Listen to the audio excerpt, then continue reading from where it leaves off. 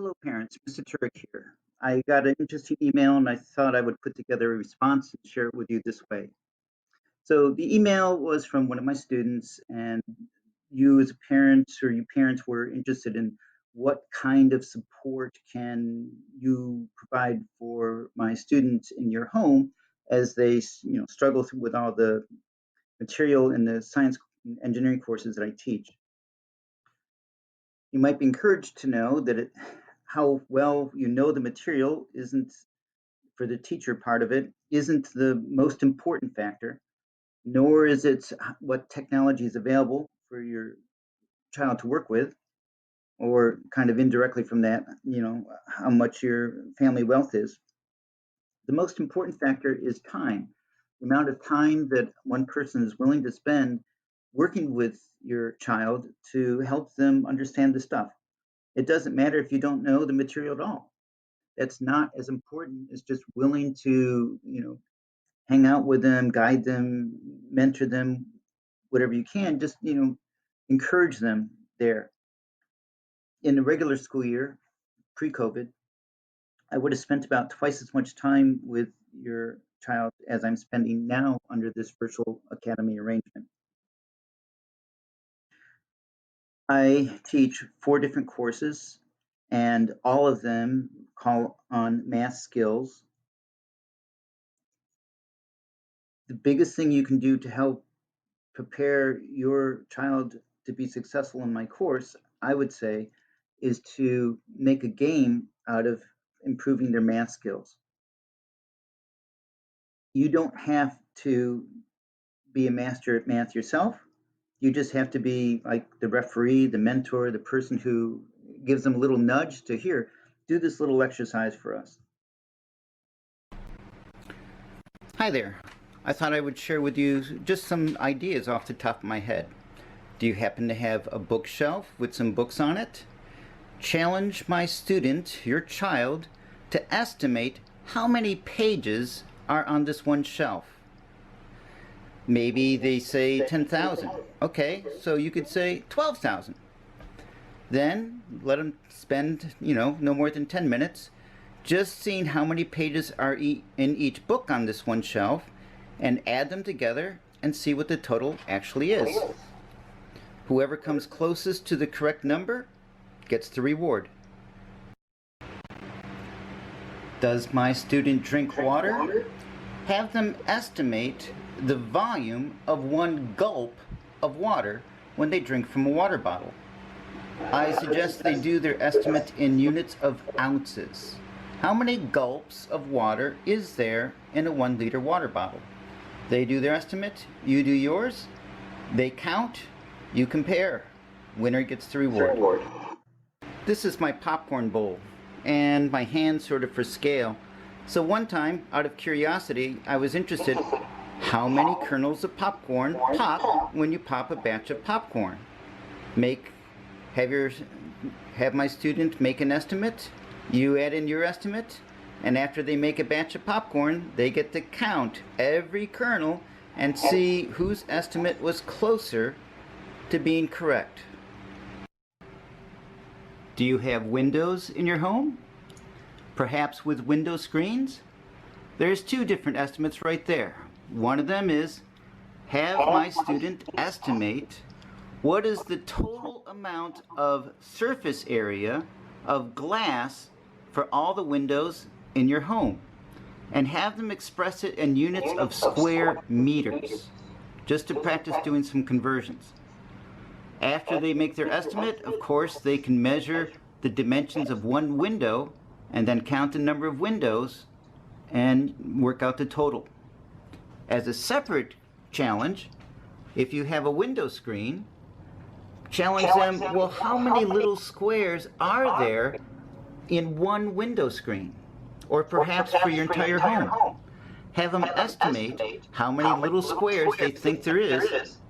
Then, in about 10 minutes, hopefully, they count how many squares there are, perhaps per inch, then multiply it out, length times width, so many inches this way, so many inches that way, Or perhaps they do it in metric units from the beginning. Winner gets the reward.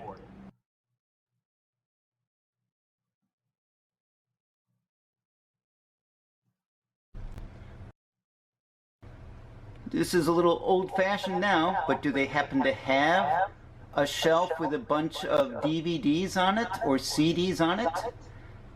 You could have them estimate the total amount of playing time for all the digital media on this one shelf. And then, after the estimate, they just look at the total playing time listed on each individual package, sum them together, and you see who came closest to the actual value. Does your home happen to have bricks or tiles?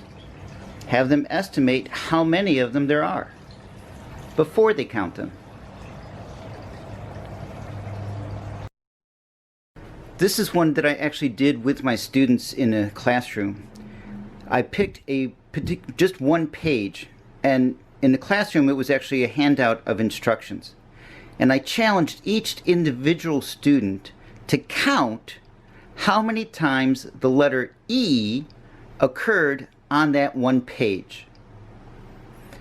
This became an exercise in how humans carry out an experiment and have errors, typically errors of omission, so they don't count all of the E's that are there. One year, our class worked individually, and the students were surprised at how many different answers they all got from exactly the same page. So then I had them work in pairs to try to agree to one number for the two students.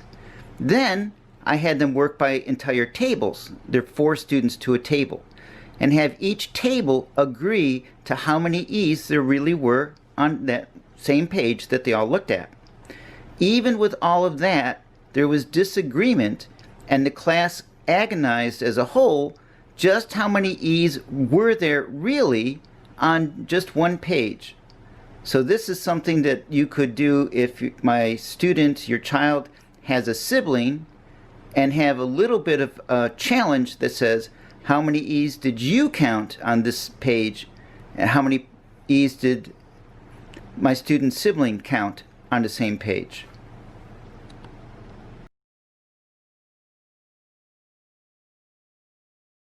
I would add to that whatever you can do to help maintain your home under these conditions, that is also a math exercise, is even better.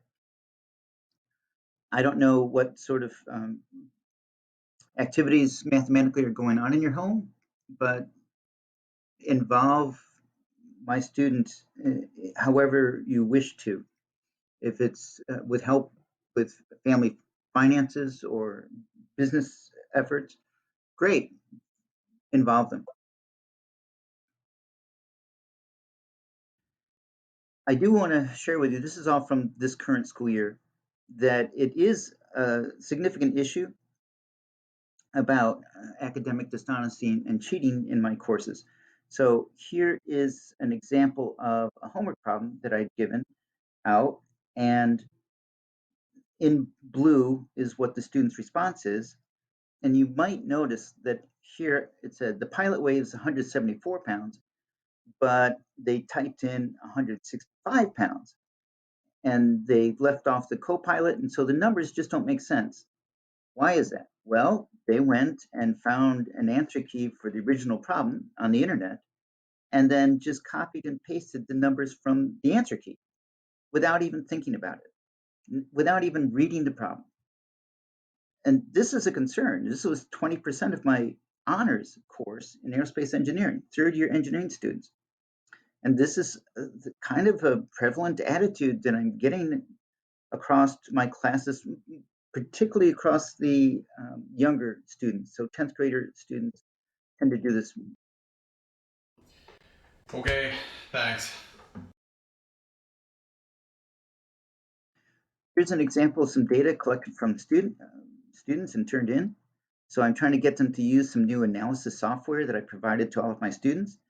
They're supposed to make a video of dropping an object and then convert the visual information into a data table and turn it in. If you look at what they actually turned in, and this is an example, now again, this is this year, and many students did stuff like this, where it makes no sense, the data that they're showing. They're saying, oh, this thing fell up about the distance of just a few inches or 5 centimeters, 2 inches really, and it took over 20 seconds for it to fall up. That is nonsense. If you look over the shoulder just a little bit while they're doing their homework, before they hit the submit button, maybe have them just run it by you and say, oh, here's what I did, here's what I'm about to turn in. That would certainly make a difference to me on my teacher end as to saying, oh, okay, they didn't really, they're not totally lost. They have some idea of what they're doing. These next few slides, I just wanted to share with you. This kind of started a long time ago. I have a cousin who asked me, hey, do I have any movies to recommend to him? So I started sending them an email list once a year. And after a couple of years, I started keeping track of which ones I told him about. And so now in modern times, I try to pare the list down and say, okay, what movies would be kind of appropriate or inspirational for my students in high school. And these are not really well vetted, saying, oh, yeah, this is a movie appropriate for a young child, or, well, there's a little bit of controversy in this movie, or whatever. So you're on your own for that. But this first list is particularly for the aerospace engineering students. It's all based on real life, true events, things that actually happened. The top movie just came out last year, and it's an excellent movie. Uh, the next one down, I have to admit, is just based on memory. I could not find it anywhere modern on YouTube about this movie, but there is a movie out there somewhere about the Wright brothers that was pretty good. All I see right now is not very good old movie on YouTube.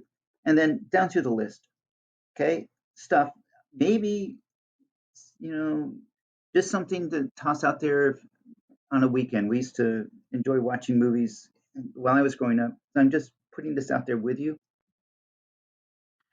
Here's an additional list, and these movies are again based on true events or actual people. Uh, some of these are very modern events, some of these are historical, and just something different from watching uh, the kind of action adventure movies that are not very thoughtful sometimes. And that list continued. Of course, you don't have to read this now. You can just pause this and do it at your leisure. So here's just some movies that I enjoyed that I thought, well, okay, here's something fun. If you haven't seen it already, it's a suggestion. Some of these are kind of nice, and more of those, and more of those. So that's about it. For books, people don't read much anymore, I know. I would recommend The Martian by Andy Weir. It has a couple of unrealistic parts to it, like the whole idea that a hurricane on Mars is so strong that it would uh, do the damage that it allegedly did. And another little technical detail at the end. But gosh, the rest of it is so technically correct and true in the essence of the story that says, okay, if we ever discovered that there was someone who was in trouble, that we would make an effort to do a rescue if we could. I mean, if you think back to the movie The 33, that's based on a true event that happened in Chile a few years ago. And this book is in that sense of, yes, as humanity, we would care about a person and would do what we could for them.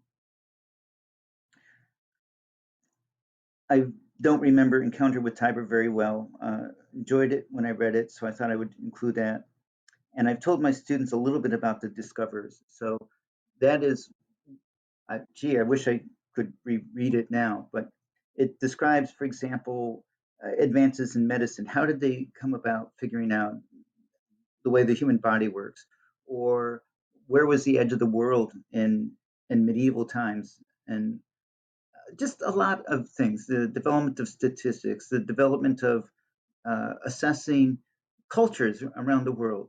So when the United States was really young, someone posed the question, well, is land passed down through the woman or through the man in Iroquois Indian tribes?